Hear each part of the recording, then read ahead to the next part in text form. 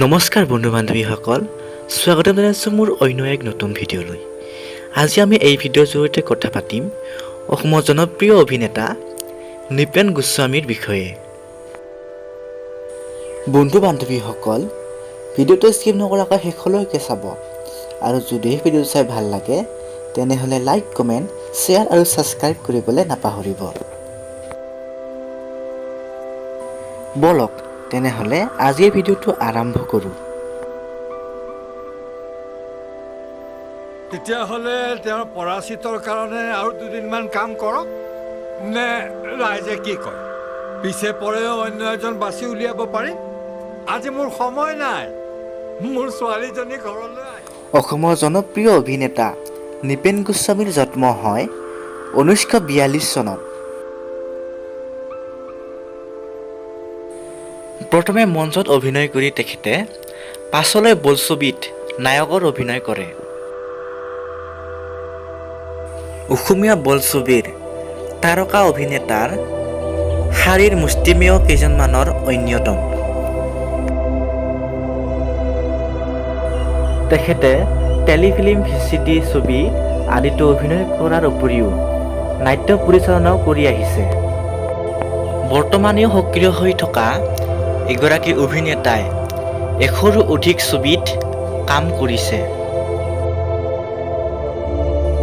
নিপন গোস্বামীৰ পিতৃৰ নাম আছিল চন্দ্ৰধৰ গোস্বামী আৰু মাতৃ নিৰুপমা গোস্বামী।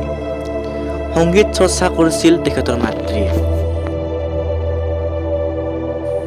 নিপন গোস্বামীয়ে শিক্ষা আৰম্ভ কৰিছিল কলিবাৰী নিম্ন বুনিয়াদী প্ৰাথমিক বিদ্যালয়ত। তাৰ পাছত তেজপুৰ চৰকাৰী উচ্চতৰ মাধ্যমিক বিদ্যালয়ত শিক্ষা গ্ৰহণ কৰে। সাংস্কৃতিক পৰিৱেশ এটা নিপন গোস্বামীয়ে ঘৰতে পাইছিল। পিতৃ চন্দ্ৰধৰ গোস্বামীকে ধৰি 5জন খুৰাকেই আছিল অভিনয়ৰ লগত জড়িত। তদুপৰি বিষ্ণুপ্ৰসাদ ৰাভা, ফণী শৰ্মা আছিল তেখেতৰ চুবুৰীয়া। বাণ ৰংমঞ্চত নিয়মিতভাৱে চলি থকা নাটক চায়েই তেখেতে অভিনয়ৰ প্ৰতি আগ্ৰহী হৈছিল। স্কুলত পঢ়ি থকা দিনতেই নিপন গোস্বামীয়ে প্ৰথম অভিনয় কৰিছিল। 8-9 বছৰ বয়সতে তেখেতে প্ৰথম লাচিত বৰফুকন নাটকত স্কুলীয়া লগৰীয়া কেইজনমানৰ লগত অভিনয় কৰিছিল। হাইস্কুলত পঢ়ি থকা সময়তো তেখেতে নাটক প্ৰতিযোগিতাত অংশগ্ৰহণ কৰিছিল। BA ফাইনেল পৰীক্ষা দিয়াৰ পাছত তেখেতে কলিকতালৈ গৈ পুনেৰ ভাৰতীয় চলচ্চিত্ৰ আৰু দূৰদৰ্শন প্ৰতিষ্ঠানত নামভৰ্তিৰ বাবে ইণ্টাৰভিউ দিয়ে। 2 বছৰীয়া শিক্ষা সমাপ্ত কৰি তেওঁ প্ৰথম ছবিত অভিনয় কৰে। বিয়া দিব নোৱাৰো, মোৰ খাটাং কথা ইয়াত নহ'ব।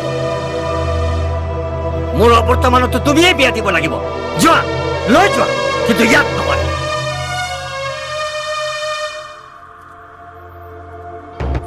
ককা দেউতা, নাতি আৰু হাতীৰ এটি দৃশ্যত নিপন গোস্বামী পুনে ফিল্ম ইনষ্টিটিউটৰ শিক্ষা গ্ৰহণ কৰি থাকোঁতেই নিপন গোস্বামীয়ে অমৰ পাঠকৰ সংগ্ৰাম বোলছবিত অভিনয়ৰ বাবে আমন্ত্ৰণ পায়। সেই আমন্ত্ৰণ মৰ্মেই নিপন গোস্বামীয়ে সংগ্ৰাম বোলছবিত প্ৰথমে নায়কৰ চৰিত্ৰত অভিনয় কৰে।